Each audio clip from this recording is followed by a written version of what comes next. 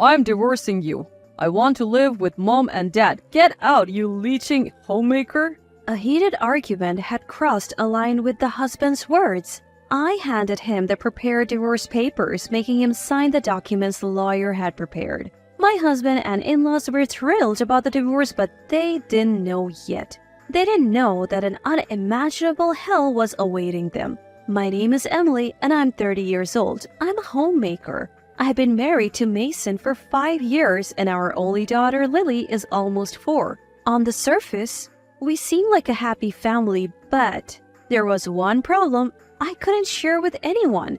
We lived with my husband's parents, and it had become a massive burden for me. It all started right after we got married. Mason was supposed to move to my apartment after our wedding, but suddenly he proposed something unexpected. Hey, Emily, about after we get married?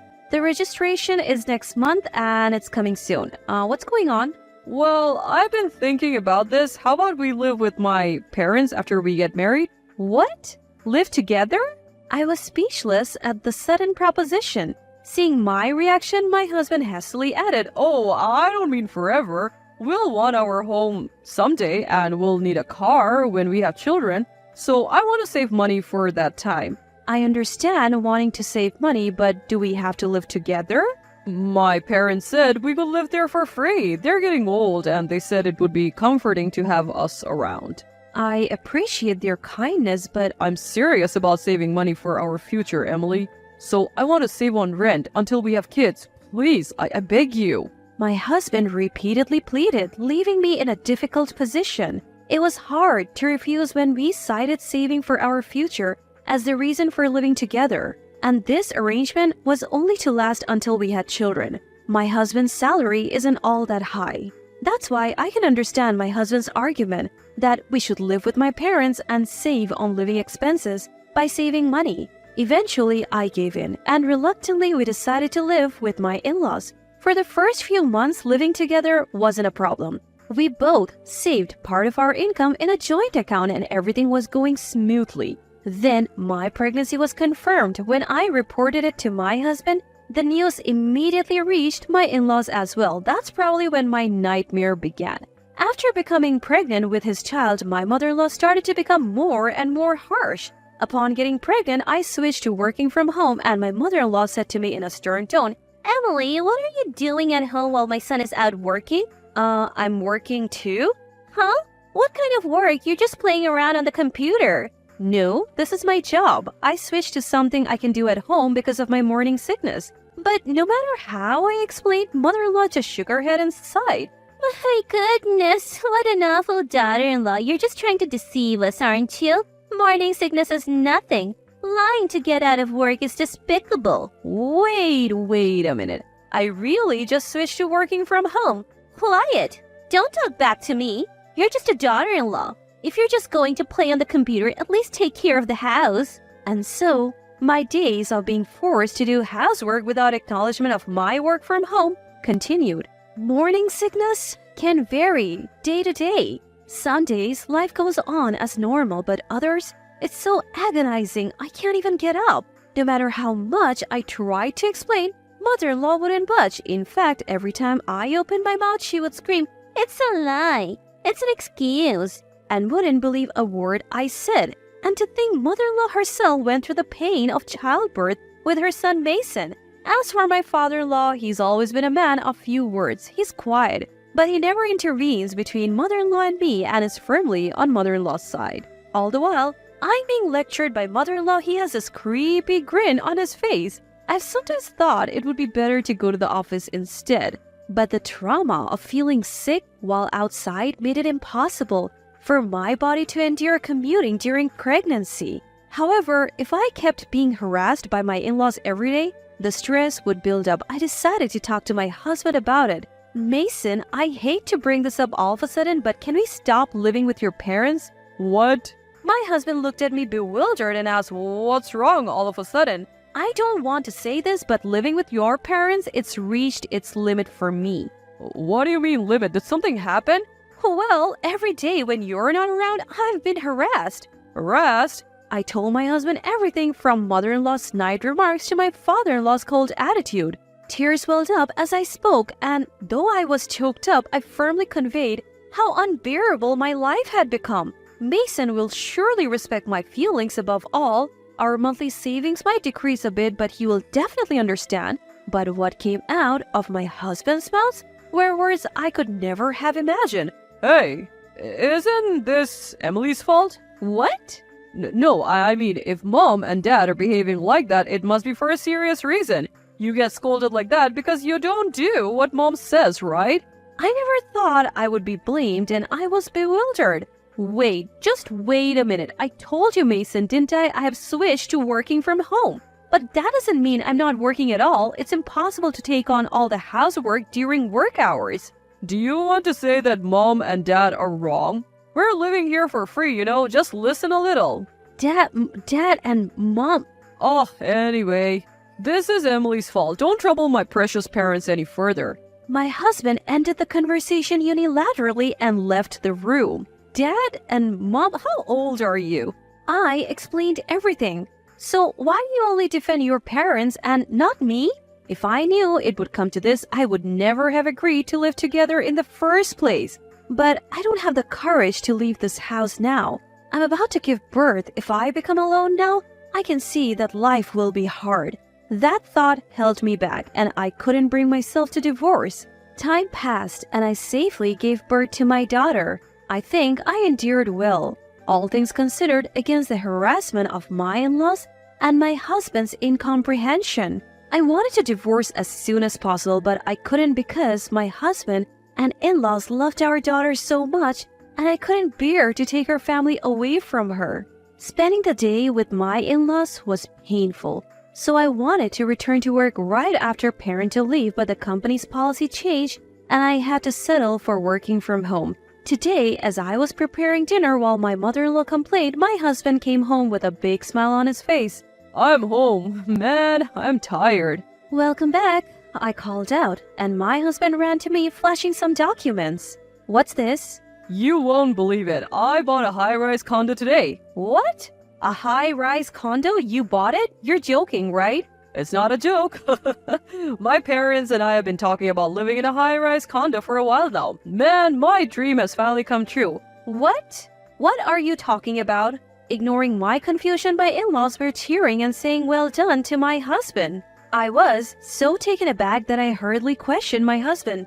Wait a minute, you're lying about the high-rise condo, right? Why would I lie? It's great. From now on, we'll be living in a high-rise condo. We're joining the upper class. Don't be ridiculous. I didn't hear anything about it, and we can't possibly live in a high-rise condo. But we can't live in one, I had an acquaintance push through the review for us under the condition of paying double the deposit. What? What is this man suddenly talking about?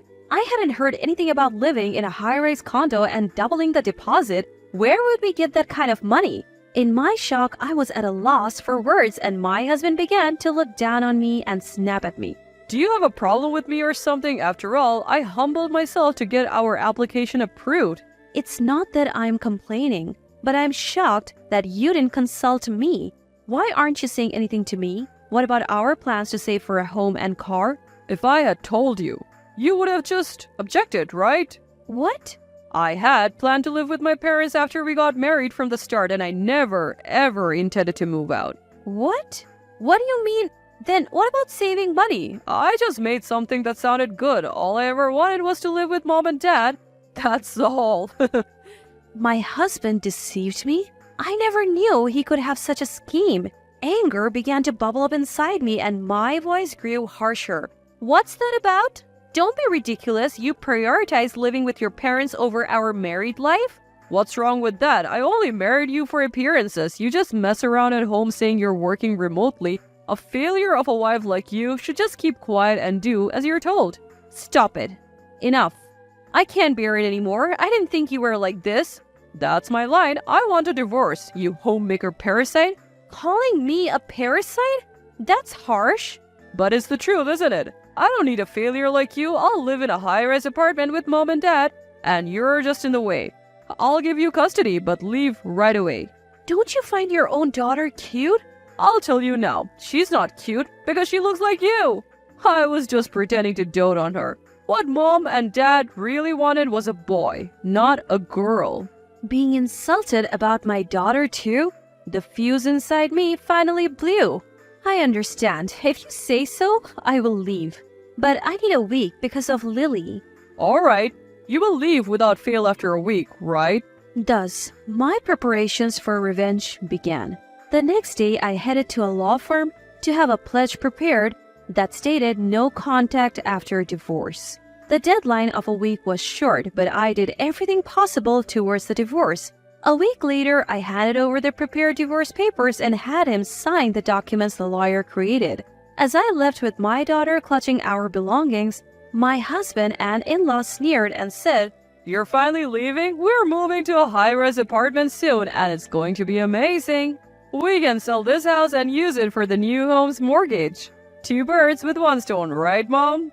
Absolutely. Living with just Mason and Dad, I'm so happy.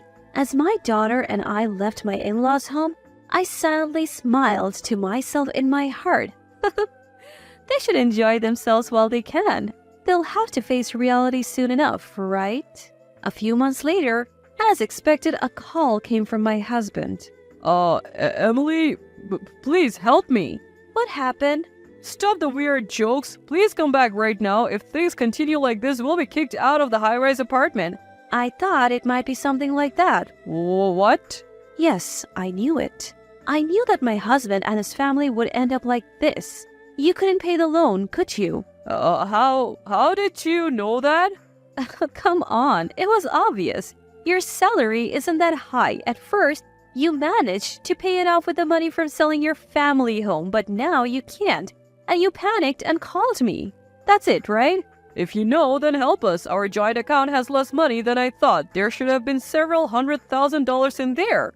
Of course. When we divorced, I withdrew exactly half the money. What?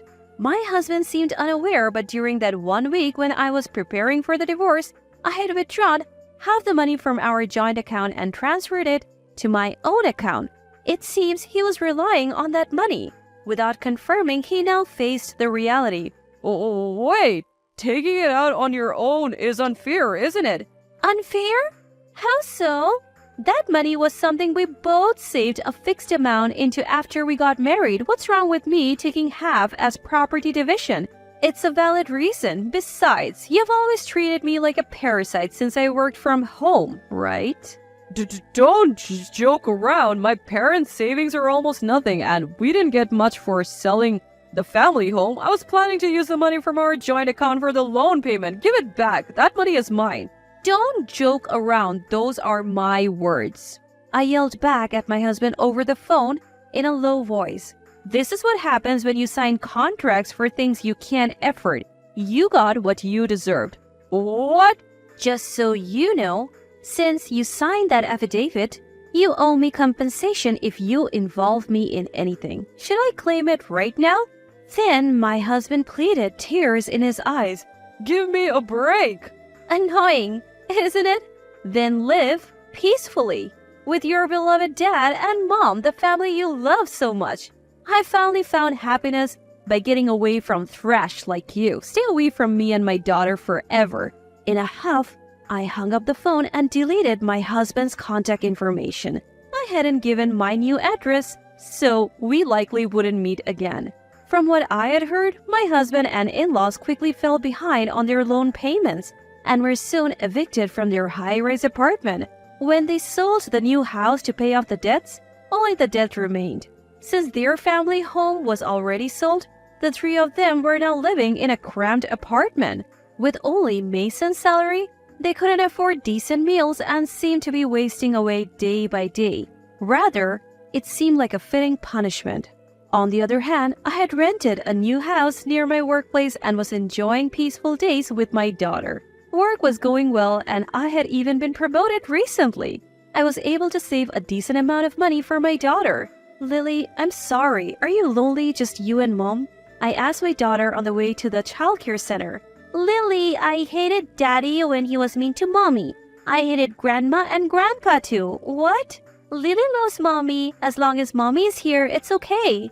Oh, Lily. Mommy stay with me forever. With those words, my daughter tightly grasped my hand. The bitterness and resentment that had been lingering in my heart slowly started to unravel. I will make this child happy, no matter what, I vowed to myself, squeezing my daughter's little hand in return.